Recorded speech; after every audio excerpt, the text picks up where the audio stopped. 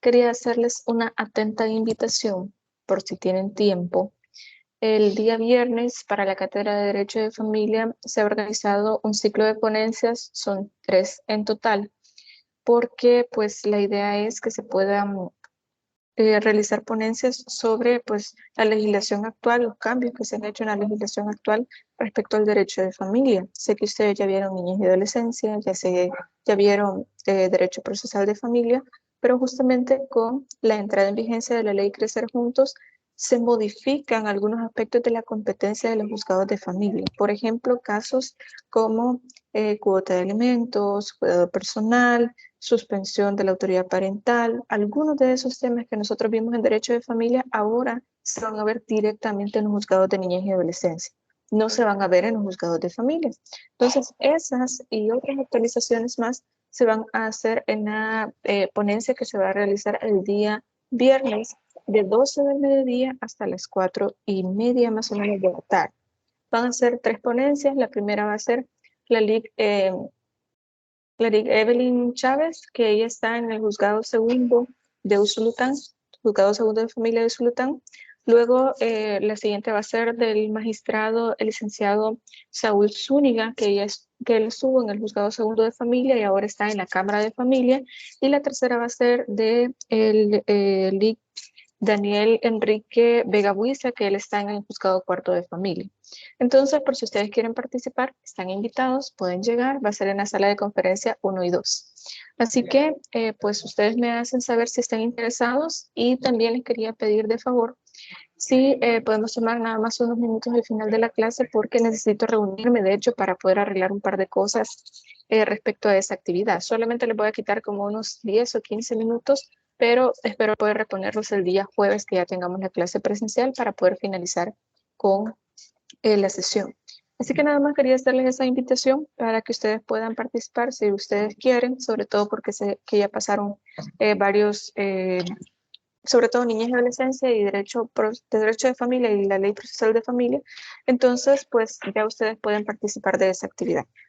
Así que bueno, ahí está la invitación y ahora sí les voy a compartir el contenido que corresponde a este día. Yo les había dicho que íbamos a comenzar precisamente con el tema que corresponde a la casación. Así que eso es lo que vamos a desarrollar. Pero antes les quiero compartir la pantalla. Antes de iniciar se lo coloqué en la presentación y de hecho se la voy a enviar después también una noticia que de hecho justamente ayer los diputados estaban proponiendo algunas reformas que se tenían que hacer al Código de Trabajo para poder agilizar los procesos de los juzgados de lo laboral. Y justamente yo se los había dicho, ojalá que pronto haga una reforma sobre el juicio de única instancia. Y ahora, en vez de que sean procesos por $22, ahora el mínimo, o sea, la cuantía, va a ser de $2,000. Si el proceso tiene una cuantía de $2,000 máximo, se van a conocer pues por este proceso que es más o menos como un proceso abreviado, sería el símil con los procesos civiles, entonces van a ser pues a través de un juicio de única instancia. Esperemos que esto pues dé resultados y se puedan hacer estas modificaciones, pero como pueden notar, pues apenas ayer se hizo esta propuesta y vamos a ver, darle seguimiento, ¿no? A ver qué es lo que sucede. Pero ahí está la noticia, así que esperemos que rinda frutos esta modificación que se quiere realizar. Y ahora sí, vamos a dar inicio con el tema que corresponde, que es el recurso de casación, que es ya el último medio de impugnación que nosotros tenemos para pues, los procesos laborales, tanto los procesos ordinarios como los procesos especiales.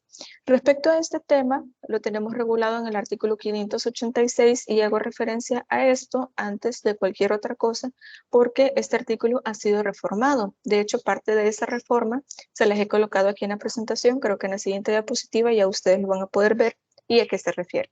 Si ustedes quieren, pueden buscar en este momento, si tienen a la mano, el código de trabajo para poder verificar qué es lo que dice este artículo 586 para tomar nota de esas modificaciones que se han realizado. Para comenzar, una de las primeras cosas que regula el código de trabajo sobre la casación es colocar una cuantía, es decir, cuál es la cantidad mínima o máxima, según sea el caso, por la que se regula en la materia procesal para poder conocer un proceso en específico y en este caso un recurso.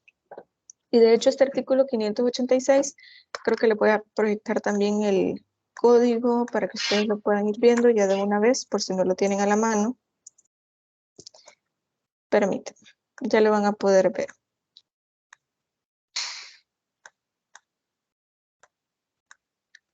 Bien, artículo 586 nos coloca ahí que solo podrá interponerse un recurso de casación contra sentencias definitivas que se pronuncien en apelación, decidiendo asuntos en que lo reclamado directa o indirectamente en la demanda, asciendan a más de 5.000 colones. Y con tal de que dichas sentencias no sean conformes en lo principal con las pronunciadas en primera instancia. Les hago lectura literal de lo que dice, pero ya le puedo explicar lo siguiente. Pero bien, también nos dice en el inciso segundo que los reclamos de salarios caídos, vacaciones y aguinaldos proporcionales no serán tomados en cuenta por el tribunal al hacer el cálculo de la suma total de lo reclamado en la demanda. Ahí son bastante específicos respecto a la cantidad a la que debe ascender, o sea, a la que tendría que cumplir con esta cuantía. Ahora bien, les decía que les hacía una lectura así literal de lo que dice el artículo, porque precisamente se ha declarado inconstitucional la última parte de este inciso, pero ya lo vamos a ver un poquito más adelante. Hay una reforma, de hecho, porque estos $5.000 equivalen, y aquí ya lo van a ver en la presentación, estos 5.000 colones equivalen tal cual a $571.12. Es decir, esto es lo mínimo que se debería estar reclamando sin obviamente los salarios caídos, lo que ya nos establece el mismo código, que es, permítanme, que nos decía que eran salarios caídos, vacaciones y aguinaldos proporcionales. Fuera de esto, todo aquello que cumpla con llegar a la suma de $571.12, pues a partir de ahí, cuando se trate de más de esta cantidad, entonces va a poder ser interpuesto el recurso de casación. Ahora bien, se ha hecho una modificación, porque ya no son 5.000 colones, sino que son 25.000 colones, que ahí sí ya hace una suma de más o menos de $2.500. Ya le puedo hacer la conversión, permítanme.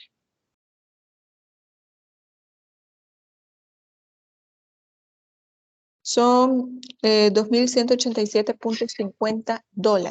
Entonces, esa es la cuantía a la que debe ascender para que pueda realizarse un recurso de casación. Entonces, esta ha sido una modificación que se ha realizado, una reforma a este artículo. Pero además de eso, hay otra reforma más, pero esa ya la vamos a ver. Entonces, por ejemplo, para la suma de los $571, o sea, ahora los más de 2.100 y algo que les había dicho, podemos tomar en cuenta el pago de la indemnización, pago de aguinaldo y vacaciones completas. Cuando se trata de vacaciones proporcionales, no se puede, porque ya la misma ley ya lo establece. El mismo código es muy específico, es taxativo en este sentido, porque pues lo que se busca es que estas prestaciones sean de forma completa, no proporcional. Ahora bien, respecto a esto, el inciso primero de este artículo 586 fue declarado como inconstitucional. O sea, el inciso primero, pero no completamente. Solo la última parte, ya le voy a leer esa parte de la disposición. Y esto está en la sentencia acumulada, la 5/2012, 78/2013, 138/2013.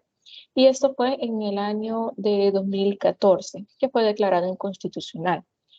Esa parte final del artículo 586 establece y dice, con tal que dichas sentencias no sean conformes en lo principal con las pronunciadas en primera instancia. Esto es lo que se declaró inconstitucional. Y la misma sala, pues, estableció lo siguiente. Declárese el artículo 586, inciso primero del Código de Trabajo, emitido mediante decreto legislativo, y ahí se coloca la fecha, cuando se publicó, en qué tomo, únicamente en lo relativo al requisito cualitativo de disconformidad en lo principal de las sentencias de primera y segunda instancia, que contraviene el artículo 2, inciso primero, 3 y artículo 11 de la Constitución, pues el legislador permite una afectación negativa total del derecho de recurrir en materia de casación laboral, perdón, en materia laboral. En este caso, básicamente lo que nos está tratando de decir que en todas aquellas sentencias, entonces, que no cumplen con este inciso, no van a poder interponer un recurso de casación, y esto va en contra, obviamente, del derecho a recurrir. Por eso es que fue declarado inconstitucional, y por lo tanto ya no es necesario seguir precisamente con esta disposición que se establece en este artículo 586. Entonces, esto es importante tomarlo en cuenta porque yo les decía, en cuestión de los recursos es muy importante cumplir exactamente lo que nos establece la ley respecto a la forma de los recursos para que puedan ser admisibles. Me gustaría, de hecho, voy a intentar eso, buscar a una persona que trabaje en los juzgados de lo laboral para que los recursos que ustedes van a realizar en materia de casación, o sea, realizar una casación, para que me puedan decir si ellos lo admitirían dentro del juzgado de lo laboral. Pero bueno, ya vamos a ver eso. Ahora bien, esa es la segunda, el segundo laboratorio que ustedes tienen pendiente todavía. Les he permitido que lo puedan entregar hasta la semana 19 para que lo puedan trabajar bien. Así que bueno, entonces esto es importante tomarlo en cuenta, como les decía, porque en materia de recursos la forma es sumamente importante. Y para este caso, como fue declarado inconstitucional, ya no importa si, por ejemplo, pues en estas sentencias sean o no conformes a lo principal, a las pronunciadas en primera instancia, sino que en todos los casos en los cuales pues no estén conforme a derecho sobre esa sentencia. Entonces, esa es una de las primeras acotaciones que es necesario hacer en la parte de los recursos de casación. Luego de eso, pues, estas sentencias que no están conformes a lo principal, que son pronunciadas en primera instancia, y les he colocado también ejemplos. Por ejemplo, si en primera instancia se condenó a la persona empleadora, y si él o ella interpuso ese recurso de apelación en segunda instancia y ésta se absuelve, entonces en este caso las personas trabajadoras pueden interponer perfectamente el recurso de casación. Es decir, no se le está violentando este derecho a poder recurrir. Que eso es básicamente lo que trata de proteger esta inconstitucionalidad, o simplemente que dentro de la ley no haya algún tipo de discriminación respecto a la sentencia o respecto a este derecho que tiene la otra persona de poder interponer el recurso. Ahora bien, sobre la forma, ya habíamos hablado de que a partir de la revisión sí se puede realizar de forma verbal y escrita. La apelación y la casación, como en otras materias del derecho, debe ser por escrito y tiene un plazo en específico, y este es de 5 días contados a partir del día de la notificación de la sentencia de apelación pronunciada por una segunda instancia, porque claramente pues va a ser la sala, en este caso de lo civil, aquí en San Miguel, pero ya vamos a ver también las instancias. ¿Quiénes van a conocer? En primera instancia son los juzgados ordinarios, en segunda instancia son las cámaras, y como última instancia tenemos las salas. Entonces, en este plazo de 5 días debemos tomar en cuenta que se trata de días calendario, es decir, estos días se cuentan de corrido. Hay que entender que cuando la misma ley nos establece que son días hábiles, lo vamos a entender como días hábiles. Y también, pues en este caso ya nos especifica que son días corridos. Por lo tanto, debemos tomar en cuenta esto para poder apresurarnos respecto al plazo. Entonces, respecto a la forma, debe ser por escrito y tenemos 5 días corridos para la interposición del recurso de casación. Ahora bien, sobre la instancia que va a conocer, ya tenemos diferentes, pues, salas que van a poder conocer, y en este caso va a ser la sala de lo civil, quienes van a conocer de las sentencias emitidas en San Salvador por la Cámara primero de lo laboral, segunda de lo laboral. En San Miguel tenemos 2 cámaras, la Cámara de lo civil de la primera sección de Oriente, que era justamente el tribunal al que ustedes debían pues enviar esa apelación, interponer esa apelación del caso que estuvimos hablando la semana anterior. Tenemos una segunda cámara de instancia de la tercera sección de Oriente, y yo les había comentado que había una en Usulután, que es la cámara segunda, de la segunda sección de Oriente. De todas estas resoluciones en apelación va a conocer la Sala de lo Civil de San Salvador. Básicamente la Sala de lo Civil es la que va a conocer de todos los municipios, pero en específico yo les coloqué estos para que ustedes lo tomen en cuenta. De igual forma, ustedes pueden buscar todas las demás competencias en la Ley Orgánica Judicial. Así que ahí pueden encontrar todos los demás detalles. Pero quería que vieran esto porque recuerden que lo van a interponer ante la sala. Bien, entonces, pero ahora tenemos que ver sobre qué resoluciones o providencias se va a poder interponer este recurso de casación. En este caso, pues ya lo señala el artículo 587. ¿Cuáles son los motivos en los que se va a fundamentar este recurso, que es el de casación? Básicamente, el primero que nos establece, porque son varios, el primero es cuando hay una infracción de la ley o una infracción doctrinal.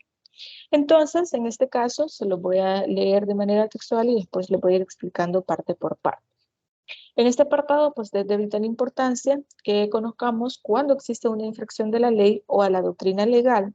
La doctrina legal es aquella jurisprudencia, de hecho ustedes ya la deben conocer, donde deben haber 5 sentencias uniformes y no ininterrumpidas por otra en contrario, siempre que lo resuelto sea en materias idénticas sin casos semejantes. Ustedes ya saben qué es la doctrina legal, ya eso deben manejar. Y también el artículo 588 del Código de Trabajo nos dice que cuando tenga lugar el recurso de casación, por estos motivos, o sea, cuando se contenga una violación, interpretación errónea o aplicación indebida de la ley o de las doctrinas aplicables a este caso, pues entonces va a ser admisible el recurso de casación. Como primer punto en este apartado, pues es necesario distinguir cuando hay una violación, una interpretación errónea o una aplicación indebida. Para la observación de esto, pues les he colocado ahí un cuadro. Y quiero ser muy específico en esto, porque a veces el error que se comete es que no admiten estos recursos porque ustedes están afirmando que se trata de una interpretación errónea, cuando en realidad ha sido una aplicación indebida de un artículo en específico del Código de Trabajo. Y así les puede pasar en cualquier otra materia procesal en la que se establece específicamente que, por ejemplo, para la admisión de un recurso, usted tiene que explicar cuál es el agravio y usted está explicando por qué no le admitieron unos testigos, por ejemplo.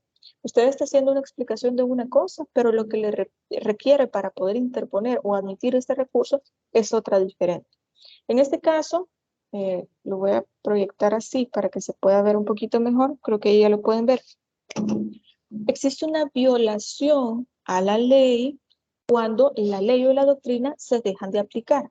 Cuando sencillamente el juez, teniendo el Código de Trabajo, teniendo los principios que son rectores del Código de Trabajo, que son esenciales como un parámetro para pues, el debido proceso laboral, entonces simplemente no la aplica. Hay una violación, una violentación a los derechos ya establecidos en la ley y simplemente no lo aplica. Lo mismo sucede con la doctrina.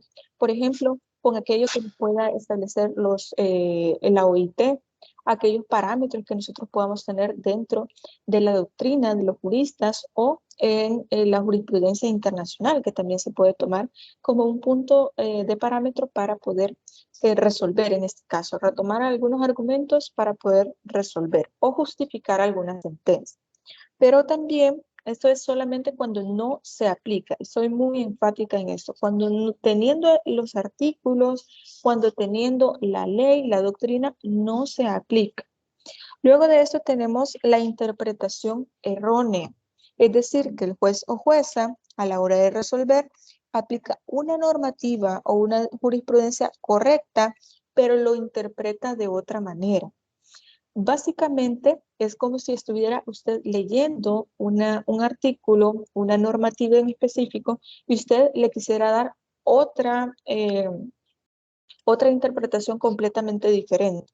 Por ejemplo, nosotros en derecho laboral tenemos el principio principio prooperario, es decir, aquello que sea más favorecedor al trabajador. Esto no implica que vamos a darle la razón en todo, sino aplicar la ley solo en aquello que le pueda favorecer más. Y por lo tanto, el hecho de poder interpretar, o sea, que el juez, imagínense ustedes, que simplemente le dé la razón en todo al trabajador por ese principio prooperario, lo está interpretando de una manera, pues, que no es la correcta. Y así les puedo poner varios ejemplos de diferentes normas, o por ejemplo, puede ser en el caso de que haya interpretado mal alguna cláusula de algún contrato, algún término de un contrato individual de trabajo, etcétera. Entonces, esto es sumamente importante porque se trata de que a pesar de que aplica la ley, a pesar de eso lo hace de manera errónea, comete un error porque no es así como debe ser interpretado. Y luego tenemos la aplicación indebida, es decir, que el juez o jueza aplicó la norma o la jurisprudencia civil, puede ser laboral, en caso de materia laboral, pero que no es aplicable. Ya nosotros estuvimos viendo la supletoriedad y ya vimos que hay casos en los que es permitida la supletoriedad, hay casos en que no es necesaria, se podría aplicar, pero no es necesaria porque el Código de Trabajo ya expresa las razones o las formas en que se van a llevar todos los procesos, no es necesario. Y hay casos, por ejemplo, en los que sí es necesario pues hacer uso o echar mano de las normas del Código Procesal Civil y Mercantil.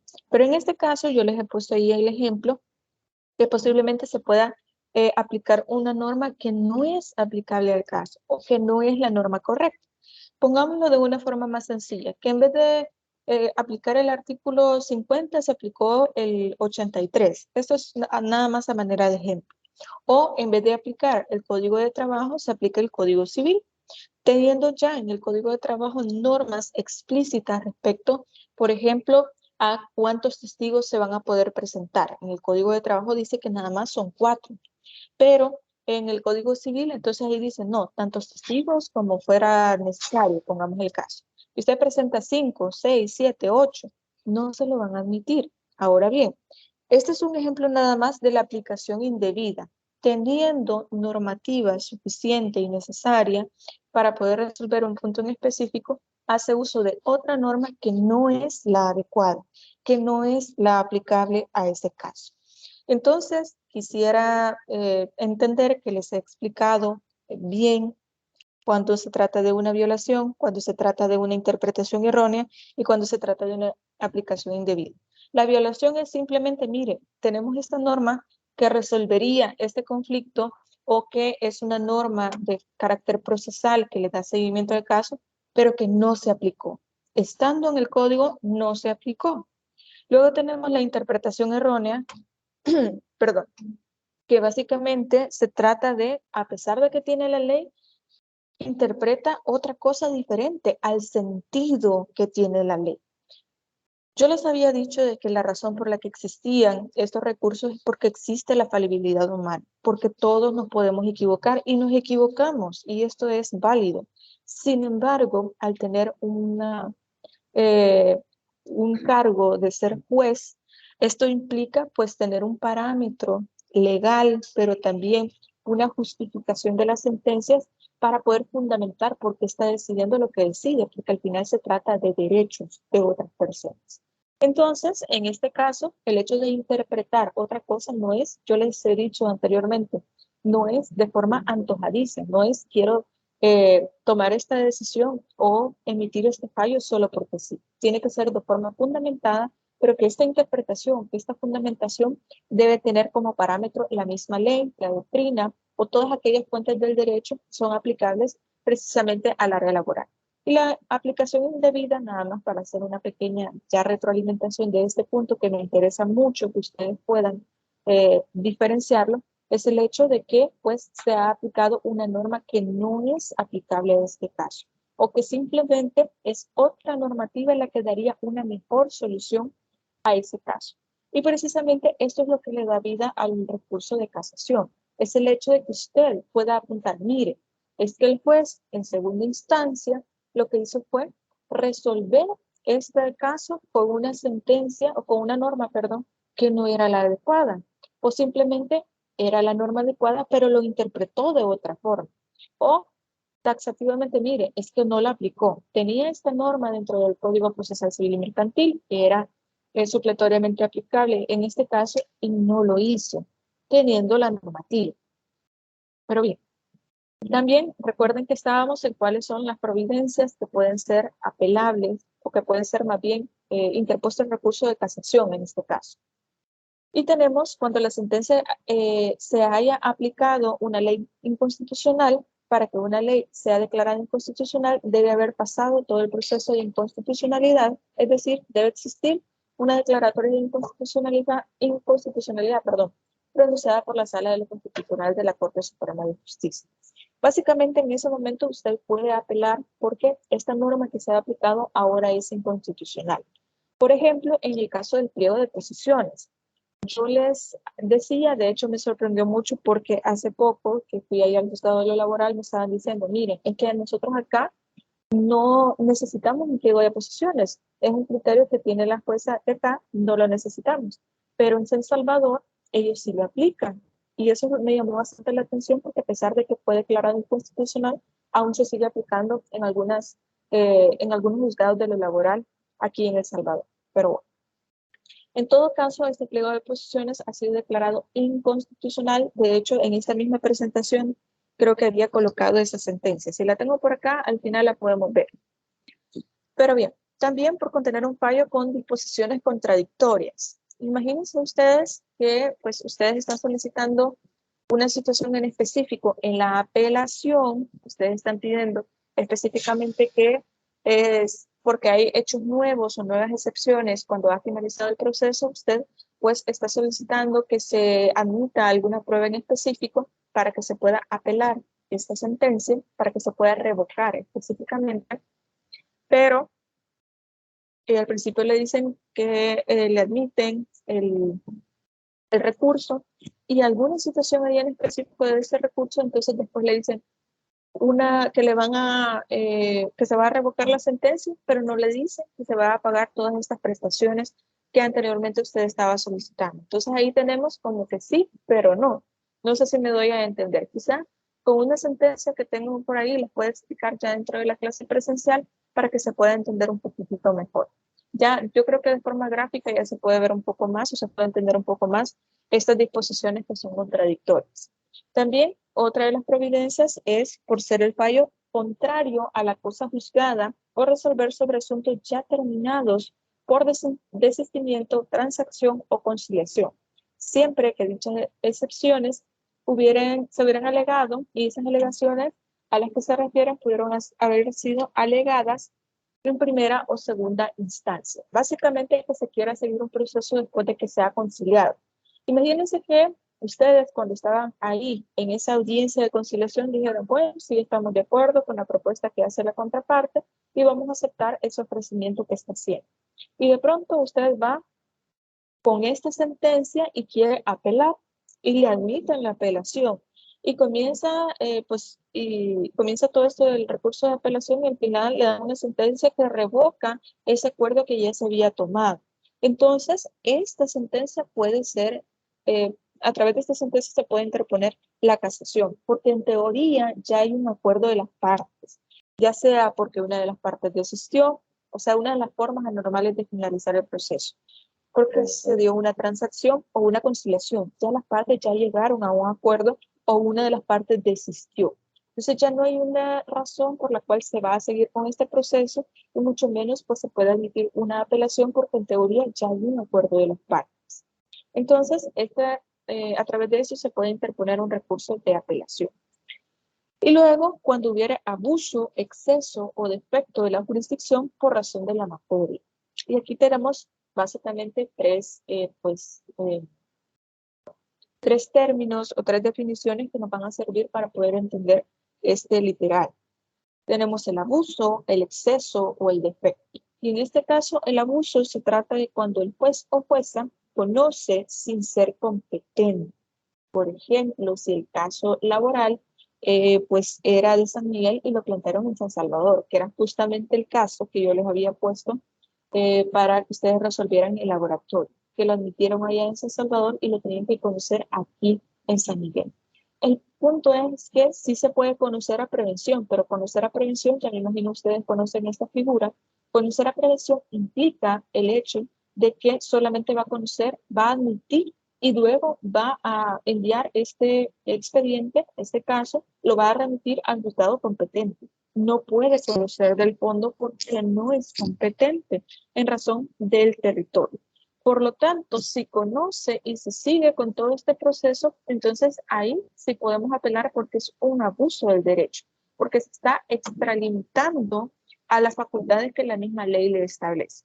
Y tenemos también un exceso cuando el juez o jueza conoce era competente, pero resuelve algo para lo que no era competente. Por ejemplo, si declaró la falsedad de un documento, esto no es competencia del área laboral. ¿Se acuerdan que cuando estábamos en las simulaciones de audiencia había un grupo que dijo que pues la trabajadora recibía acoso? Y yo les dije, busquen en el código de trabajo si existe el acoso laboral, no está. Y esto debe verse, pero dentro del código penal. No es o sea, es considerado como un delito y esto debe verse en el código penal, no en el código laboral, no en la instancia laboral. Entonces, este es otro ejemplo que podemos tener acá, la falsedad del documento. Usted dice, bueno, en este contrato de trabajo yo lo firmé, pero esa no es mi firma. Ahora que yo vengo a ver todas esas cláusulas, ese no es el documento que yo firmé. Alguien falsificó mi firma o modificaron alguna cláusula que estaba ahí dentro de ese contrato, etc. Es decir, hay un exceso.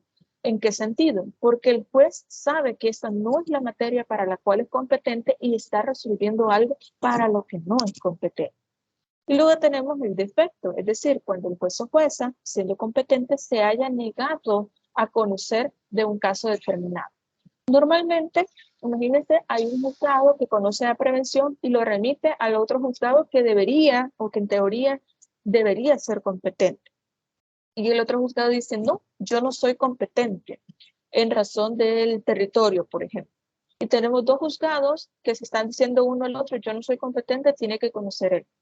Normalmente lo que hace es que pues la corte en pleno tiene que resolver este conflicto de competencia y ahí determinar cuál de los dos o qué juzgado en su defecto pues es competente. Entonces, en este caso, si el juez o jueza dice, no, yo no soy competente o simplemente no voy a conocer del caso, entonces aquí podemos nosotros recurrir por casación. También tenemos, creo que ya estos son los últimos dos literales respecto a estos puntos en específicos por los cuales puede ser admitible la apelación, y es cuando en la apreciación de las pruebas haya habido un error de derecho. Es decir, si hubo una aplicación indebida del derecho respecto de la prueba presentada, o si hubo un error de hecho y si este resultara de documentos auténticos, públicos o privados, o de una confesión que haya sido apreciada en relación con otras pruebas. Creo que esto que les voy a explicar tiene mucho que ver con la parte eminentemente procesal. Y es que al momento, y no recuerdo, yo creo que ya se los había mencionado, al momento en que se admite la prueba dentro de un proceso, la prueba es del proceso, no es de las partes. ¿En qué sentido les explico esto? Porque es necesario hacer una interpretación en conjunto de todas las pruebas, todo lo que se ha vertido dentro del proceso para tomar una decisión. Y esto es un papel o una función que tiene el juez. Debe explicar por qué cada una de las pruebas le merece o no le merece fe. ¿Por qué considera que esta prueba, por ejemplo, que esta declaración que ha dado uno de los testigos no es pues tan creíble? Tiene que especificar por qué no le merece fe. ¿Por qué considera que este testigo pues no está diciendo o no está emitiendo pues una declaración que sea real o que le merezca fe? En este sentido, porque puede decir, bueno, es que este testigo estaba como a 5 metros de lo que sucedió y no pudo haber escuchado tan bien o no pudo haber estado ahí al momento en que fue despedida de esta persona, o que simplemente no estaba ahí en ese momento y precisamente por eso no le merece fe. Pero lo que voy con esto es que tiene que especificar cada una de las pruebas por qué sí y por qué no, o sea, interpretarlo de manera conjunta y así poder resolver. Pero imagínense ustedes, si en este caso se está aplicando de manera indebida el derecho respecto de estas pruebas, si existe un error, porque al final está diciendo que este documento, por ejemplo, es público y realmente es un documento privado, o está cometiendo un error al momento de apreciar esta prueba, que debería ser a través de la sala crítica.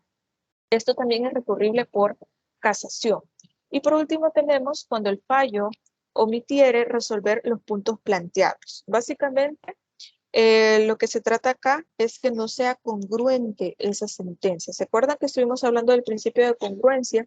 Yo les decía, tiene que resolver aquello que se encuentre dentro del petitorio, pero también hay una sola facultad que es diferente a la de otras áreas del derecho, y es que pues, el juez de lo laboral puede resolver más solamente cuando se trate de la protección de un derecho del trabajador.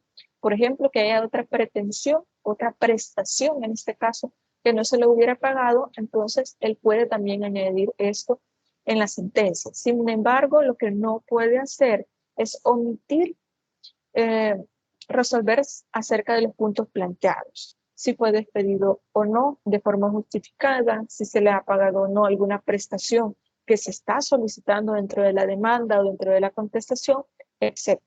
Debe resolver sobre todos los puntos planteados. Y bueno, esto se conoce también como la infrapetita. Ya habíamos hablado de que ustedes me decían preguntas también respecto a esta parte que es ultrapetita, es decir, resolver más de lo que usted ha solicitado. Pero en este caso estamos hablando de la situación contraria, cuando resuelve menos, cuando no resuelve todo aquello que le han planteado de las pretensiones preestablecidas. Pero bien, ese es solamente la primera de las providencias en todos estos casos de los cuales puede ser recurrible por casación. El segundo es por el quebrantamiento de alguna de las formas esenciales del juicio. Ya estamos hablando no de los documentos, no de las pruebas, no de la demanda, no de la contestación, sino del juicio, de las normas procesales como tal. Y esto lo establece el artículo 589 del Código de Trabajo. Es decir, imagínense que a esta persona no la hayan citado. ¿Cómo se va a poder defender?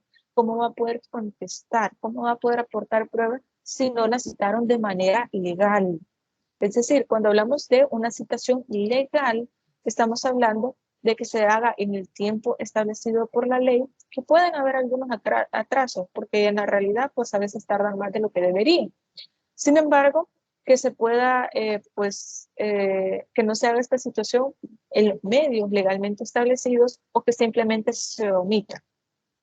Por ejemplo, tenemos dos formas. La primera, si nunca se citó, no se notificó a esta persona, o si esta notificación se hiciera fuera del término de la ley que se haya concedido para el trámite. También se puede agregar una tercera que podría ser que se haga a través de la persona o de la forma. Quizá aquí la palabra clave es la forma. Es decir, usted va a notificar a una persona, pero de pronto no la encuentra en el lugar y usted dice, bueno, la voy a dejar pegada aquí en la puerta, o se la voy a dejar a un vecino, o se la voy a dejar a alguien que iba pasando ahí en la calle que dice que lo conoce. Esta no es una forma legal. De hecho, se puede anular este acto procesal porque no se ha hecho de manera legal. Ya la ley establece las formas en que se van a realizar. Y de hecho, este punto de las notificaciones es sumamente relevante. Los notificadores a veces tienen bastantes problemas porque no encuentran el lugar donde notificar, porque la persona no está trabajando, o simplemente porque no le dan, digamos, referencia de dónde podría estar o que ya no vive ahí, y ese es un problema bastante serio. Pero ese ya es un tema de la práctica. La segunda, o sea, literal B, es por la falta de apertura a prueba en cualquiera de las instancias cuando la ley lo establezca. Que de esto, en primera instancia, que se dé esto en primera instancia es bastante raro. Donde debemos ser cuidadosos es en segunda instancia, ya que el término probatorio se maneja de manera bastante discrecional. Ya sabemos que en primera instancia tenemos 8 días para poder admitir, o más bien para poder vertir toda la prueba. Este es un punto que yo les había dicho desde el principio, que hay que ser muy cuidadosos porque estos 8 días no es para admitir la prueba, es para reproducir, vertir toda esta prueba que ya ofrecimos, que ya se contestó la demanda ofreciendo esta prueba. Entonces lo único que vamos a hacer es reproducir esta prueba para que ingrese al proceso. Pero, por ejemplo, ya en segunda instancia, ya habíamos dicho de que hay casos muy específicos en los cuales se puede solicitar mayor prueba, es decir, que el juez puede, o los magistrados en este caso de Cámara, pueden solicitar más prueba, pueden solicitar que un testigo vuelva a dar una declaración, etcétera. Por ejemplo, en el caso de las nuevas excepciones, es decir, solicitar prueba respecto a eso, documental, pericial, testimonial, o que se pueda volver a vertir alguna prueba en caso de que ellos lo soliciten. Pero como lo dice la misma lámina, pues esto es bastante discrecional, va a depender del caso y también de los magistrados que estén conociendo si consideran que es necesario. Entonces, imagínense que usted está diciendo, mire, hay nuevas excepciones que son las siguientes y para esto pues yo estoy ofreciendo X prueba. Entonces, bueno, resulta que se llega el día en que se van a realizar pues la audiencia, pero no se llaman estos testigos, por ejemplo. A pesar de que han llegado, o simplemente no se cita a estos testigos y no llegan. Y es precisamente el tribunal, o sea, la Cámara, la que omite pues recibir esta prueba en esa instancia. Entonces aquí también es posible el recurso de casación.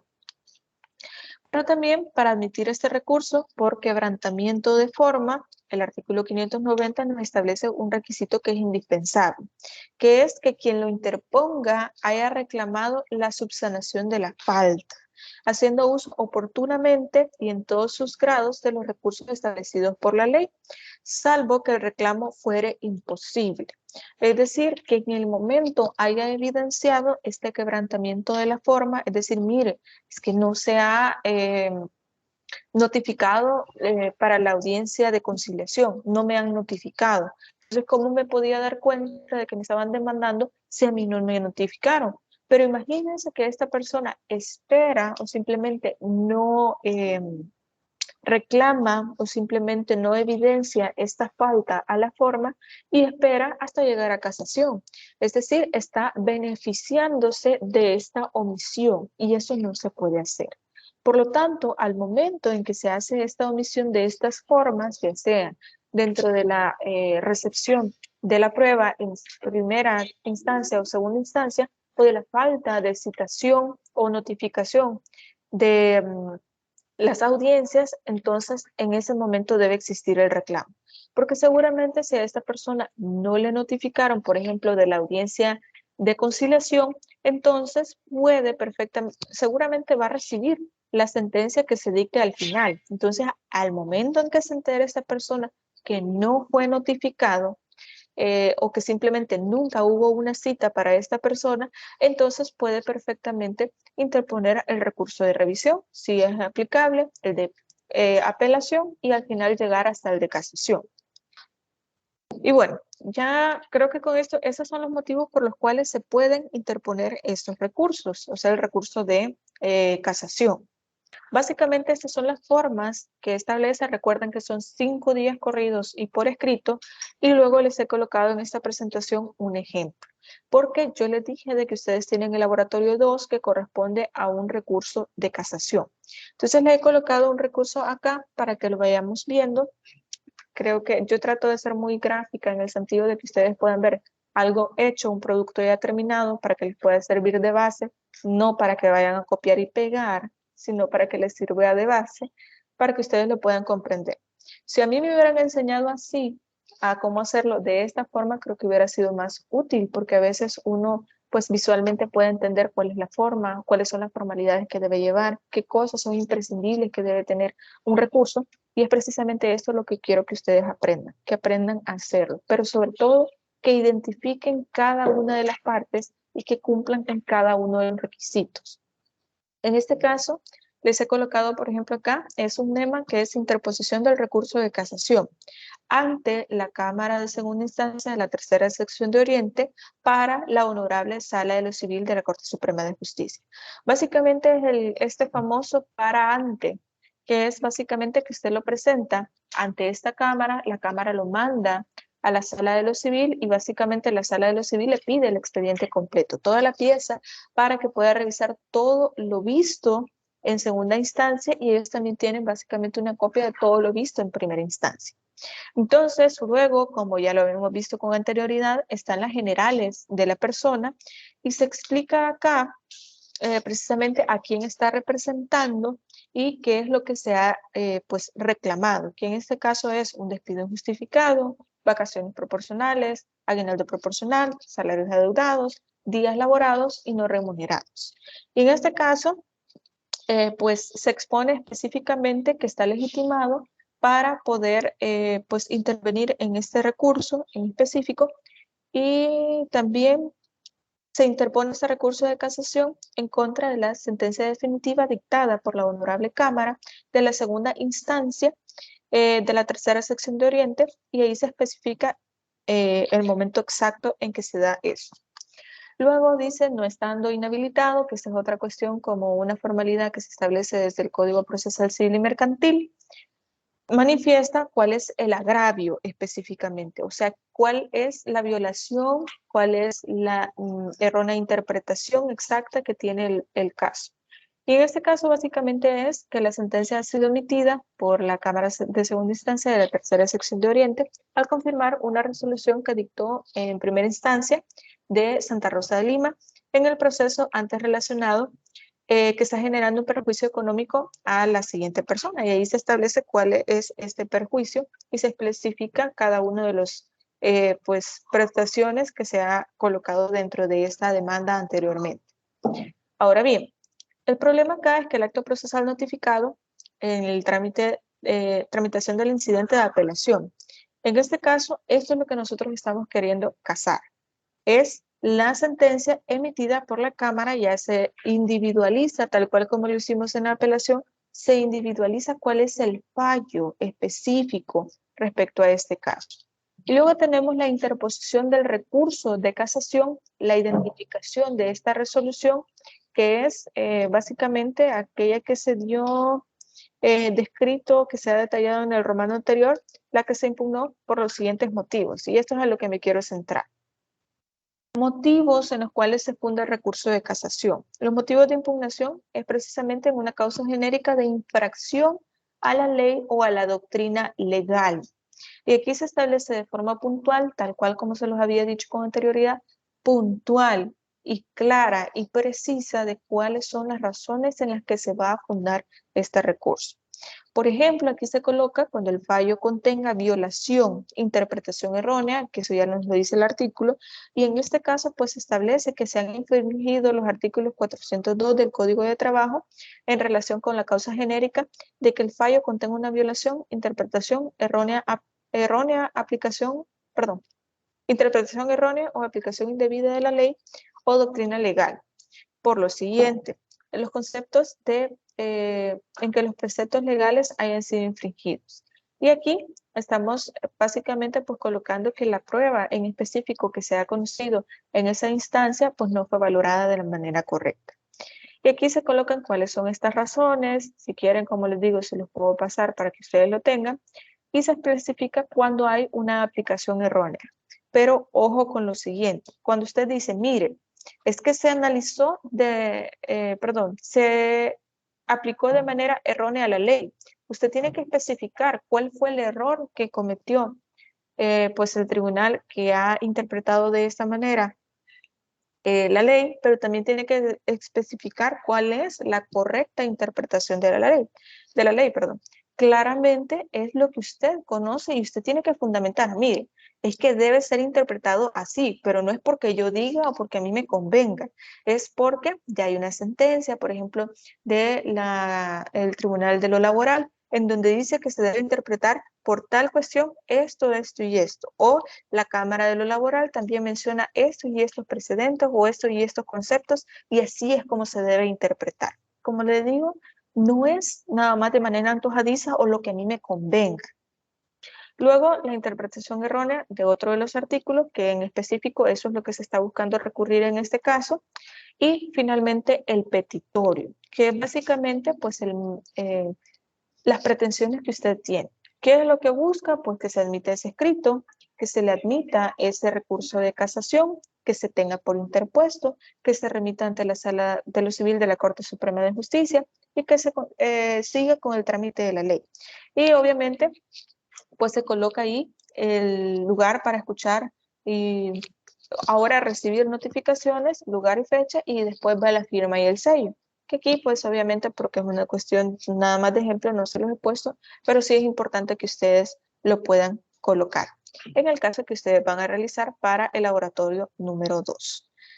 Pero bien, ese es el ejemplo que yo les he puesto acá. No sé si ustedes quisieran que les mandara las diapositivas para que ustedes la puedan tener, pero no sé si hay alguna pregunta que ustedes tengan respecto a lo que vimos. Básicamente es bastante corto porque pues el tema de casación pues, es un tema muy específico y de hecho no hay mucho en materia laboral. Solamente tenemos los artículos, un poquito nada más ahí de pues jurisprudencia sobre eso, pero el tema es bastante puntual.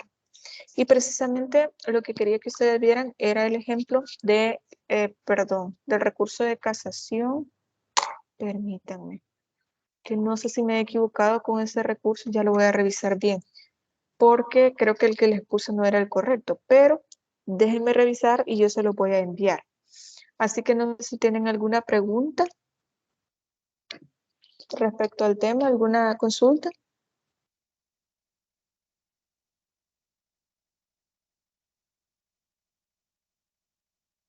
Bueno, si es así, entonces creo que finalizamos con este tema. Como les decía, bastante breve, pero esperaría que haya quedado claro. No sé si entonces nos quedamos hasta acá porque pues ya agotamos el tema que corresponde a esta semana. A partir de la otra semana vamos a comenzar a ver el tema de los títulos ejecutivos, es decir, cómo una sentencia pues, puede ser considerada como un título ejecutivo, sobre todo en materia laboral, que es sumamente importante, porque el momento en que se dan las sentencias, casi siempre, pues, a pesar de que imagínense que sea el patrono el que tenga que pagar ciertas prestaciones y no lo hace. Entonces vamos a ver si esto es, pues, constitutivo de un título ejecutivo. Vamos a ver, César levantó la mano. Le escuchamos, César. No sé si tiene alguna pregunta. Hola. Buenas tardes, ¿se me escucha? Hola, sí, ya le escuchamos. Buenas tardes. Ok, buenas tardes. Sí, solo únicamente que ingresé unos 8 minutos posteriores al horario de la sesión y puse mi nombre en lo que fue el chat para la asistencia. Ok, perfecto, no hay ningún problema. Solo les voy a pedir que me hagan el favor de colocar el nombre completo en el chat y yo lo voy a agregar en la sesión. No hay ningún problema. Ok, licenciada, muchísimas gracias. Ok, perfecto. Entonces le voy a pedir que coloquen su nombre completo en el chat y si es así, creo que entonces nos vamos a quedar hasta acá. Les agradezco mucho por su presencia en esta videoconferencia. Espero que estén muy bien y que pasen feliz tarde. Licenciada, disculpe. ¿Mande? ¿Mande? Fíjese que pues yo estoy junto con el compañero Antonio Elías, entonces no, de mi teléfono no puedo ingresar, no sé si de este teléfono de Antonio puedo poner mi nombre también por si ve los dos, no es que él me está poniendo el nombre sin que yo esté, yo estoy junto con él. Va, está bien, no hay ningún problema. Colóquelo, no se preocupe. No le crea, licenciada, este es fuerte. Qué barbaridad. Vamos a pedir que encienda la cámara para ver si es cierto. No, es broma, es broma. Pero está bien, no hay ningún problema. Así que bueno, nos vamos a quedar hasta acá. Cuídense mucho, pase feliz tarde. Y le encendió. Ok. Ok, perfecto, ya les creo entonces. No se preocupen. Cuídense mucho. Feliz tarde.